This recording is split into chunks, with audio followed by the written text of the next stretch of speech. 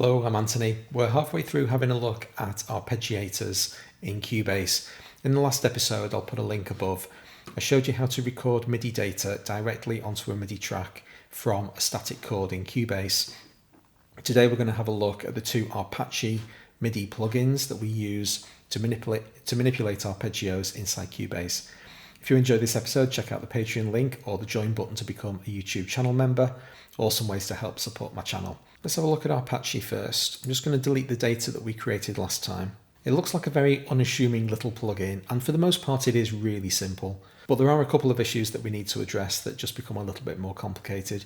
Let's do the simple stuff first. So by default, the play order normal is basically an up and down arpeggio, and you can see from this little caret symbol underneath that that's what the play order currently is. This blue bar I can drag to the left or right to change the modes, or there's a little drop down box.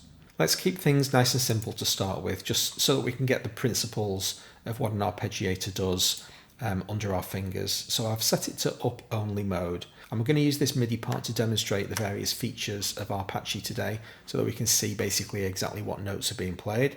And I'm also going to bring the BPM right down so that it's really slow and we can see exactly what's happening. One final thing I'm going to do is pop a tuner on screen, and that's going to help us as we go. Step size and length can be dealt with in a matter of moments. Step size is basically how quickly the arpeggio plays. It's in fractions of a bar.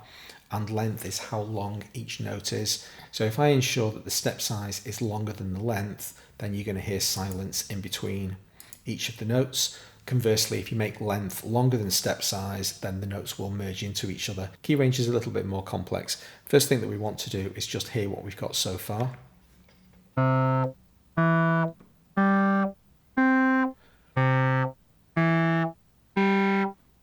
You hear that you're hearing two different versions of C. You're hearing a C2 and a C3. That's because key range is set to 12, which basically means it's an inclusive range. So if I press a low C on the keyboard, it means that it's going to play an upper C as well. If I drop the key range down by 1 and go to 11, then you won't hear that high C anymore. You'll only hear the C2.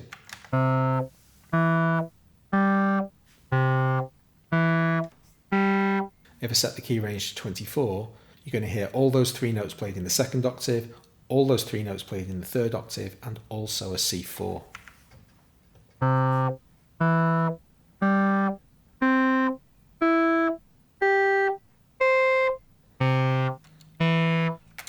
This is a really important point to note. Not all notes are made equal in an arpeggiator. The C is getting to play 3 times, and the E and the G are only getting to play twice. So depending on what type of arpeggio you've got set up and the size of your key range, different notes will get played a different number of times. It's not guaranteeing to play all of the notes equally. That's not what arpeggios are all about. Things get very confusing when you play the same named note twice. If I introduce a C3 into this chord, all hell's going to break loose, because the arpeggio is going to treat those two notes as distinct items. But Arpache actually has some pretty esoteric rules as to what it does with those notes. What it will effectively do is play as many instances of both C2 and C3 as it possibly can within the total range of C2 to C4.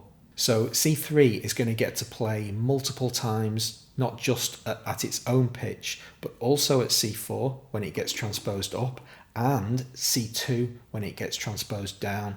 This is where it becomes really tricky to actually track what's going on with the arpeggio. Let's just listen to it.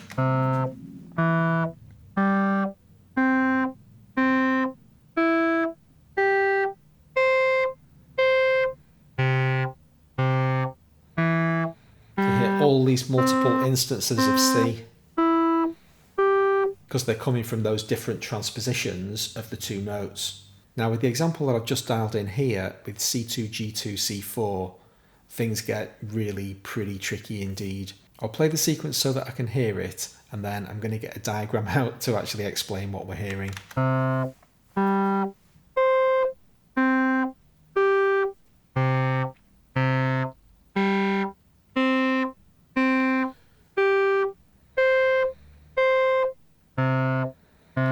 becomes really difficult to track what note is being played and why we're hearing those pitches at those intervals at that time. This is a diagram that's explaining what you're actually hearing. I know, hello, welcome to my world. I have to understand this stuff or I just can't sleep at night. So basically what's happening is that every note is being given an opportunity to play between the C2 and C4 range. That means C2 is getting an opportunity to play 3 times at C2, C3 and C4. G2 can only play twice, G2 and G3, but this C4 can also play 3 times at C4, C3 and C2.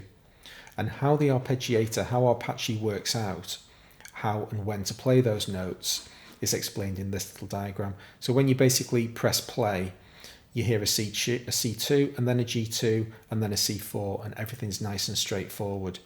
But then it shifts all of the notes up an octave. So the next note that you hear is a C3, which is C2 that's been transposed up an octave. You then hear a G3 because that's been transposed up an octave. But then things get really, really tricky. This C4, which has now been transposed off the scale, wraps back around on itself. And so you hear it being interpreted as a C2, which is a double octave drop. That's what this is saying down here. The next note that you hear is back around to the beginning, the original C2, then the original G2. But the next note that you hear, because we've got a 3-note sequence here, got a 3-note chord, we've just had our C2, our G2, so we want to hear a C4. It's already played at the top of its range, it's just played at the bottom of its possible range, and now we hear the C3 variant of the C4 note. And so you can see, if you follow this little map, you can see basically the notes jumping over each other, transposing up, getting to the top, jumping back down to the bottom of the escalator, and then going back up again. And so this little legend explains to you what flavour of C you're hearing at any given moment in time. Eventually, the entire thing wraps around on itself. So as you can see in this little dotted box, the notes that you hear in that section are identical to the notes that you've already heard. So the process is basically repeating at that point and it becomes deterministic. But when it's actually spinning up, it's a little bit confusing because you get different behaviour right at the beginning of the sequence being played to when things start getting transposed and then wrapped around on themselves. And when all of that wraparound stuff has been resolved, it finally settles into a predictable pattern. Now, every single sequence in Arpache has its own idiosyncrasies, and it's the kind of thing that if you really wanted to fundamentally understand what it was doing, you'd have to do that much research on every single pattern. I will also point out just one very quick thing before we move on to SX. When I switched it in normal mode and reverted back to a simple C major chord, I think there's actually a bug in the interface, because what it's going to do is play instances of these notes all the way up to C4, but then when it comes back down, because it's an up and down arpeggio, it's going to miss out the G3, and I can't think of any possible reason why it would, apart from it being a bug. I'll set it a little bit faster so that we're not spending too long listening to this, and let's just listen to each of those notes all the way from C2 to C4, and then you'll hear G3 get missed.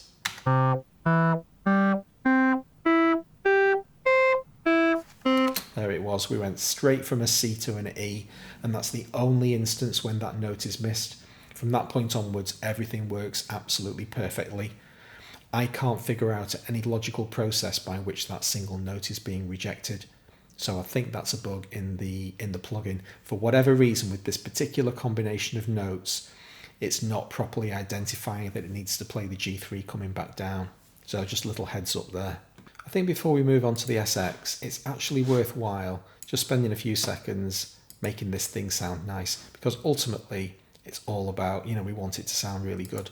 So I've just got a little delay here,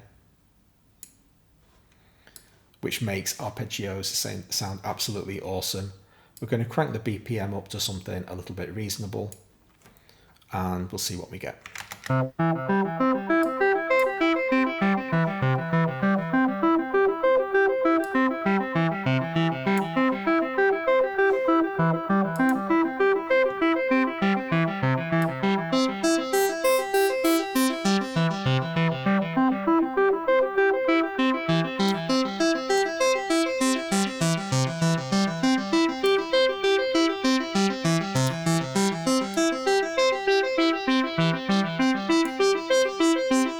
tiny flavour of the awesomeness of arpeggiators. So I'll look at SX next. Now, fair warning, the regular Arpache 5 is my arpeggiator of choice. It does almost everything I want it to, with its up and downs or its ups. Pretty much that's all I need from an arpeggiator. This thing is far more complex, it's far more feature rich, and it uses a fundamentally different approach to generating its arpeggios.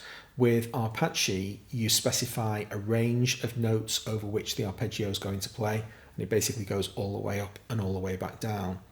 With Arpache SX, its kind of fundamental philosophy is to break each little mini chord or arpeggio into a thing, do that, and then transpose up to the next chord. So if I dial in as similar settings as possible as we've just been listening to in Arpache, but instead we use SX, let's hear what this sounds like.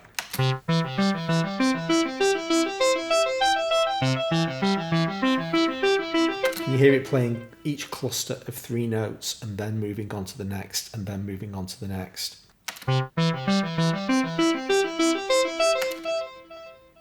With Arpache SX in up-down mode, it's going to play C, E, G and then come back to the E. So it basically plays the whole mini up-down transposition arpeggio before moving on to the next pattern. It's a very nice effect, it's just different. You want all of these tools available to you. You also note that the transpose mode itself can also be set to up down. This is where things get really confusing. The direction of the entire arpeggio is going to be an up down, but now that the internal transposition inside those like clusters is going to change as well.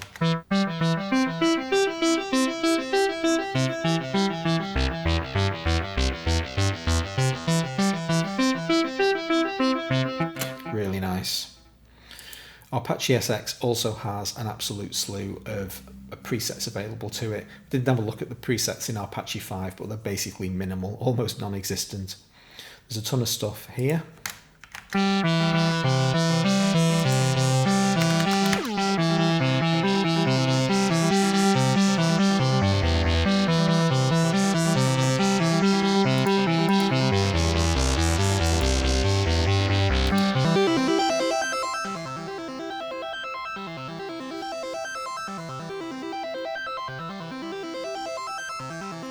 So in that one, a lot of that effect is being generated with the 3 repeats. So it's going much further up the scale and you're hearing all those high tinkling notes. We've also set the step size smaller than the length. So remember when I said earlier that this is going to cause the notes to overlap. With this particular synth, it's handling it perfectly well, but we've basically doubled the speed of the sequence by setting the step size to 1/16. You can also generate non-octave based pitch shifts. If I set this thing to 7 instead of 12, now it's going to step up in perfect fifths.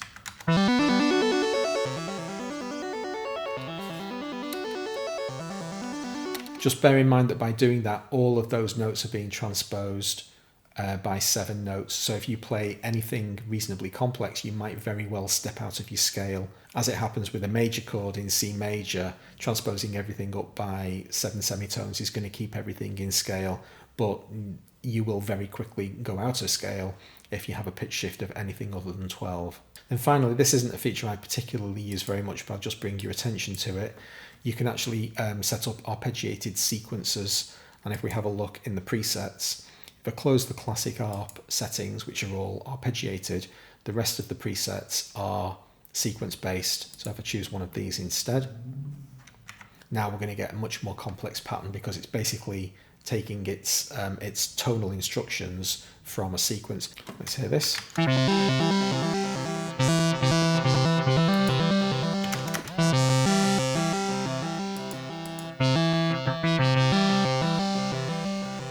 Anyway, that's a quick whistle-stop tour of the 2 Arpache plugins for Cubase. Hope you enjoyed the episode. If you did, please hit the like button. I'll see you next time. Thanks a lot.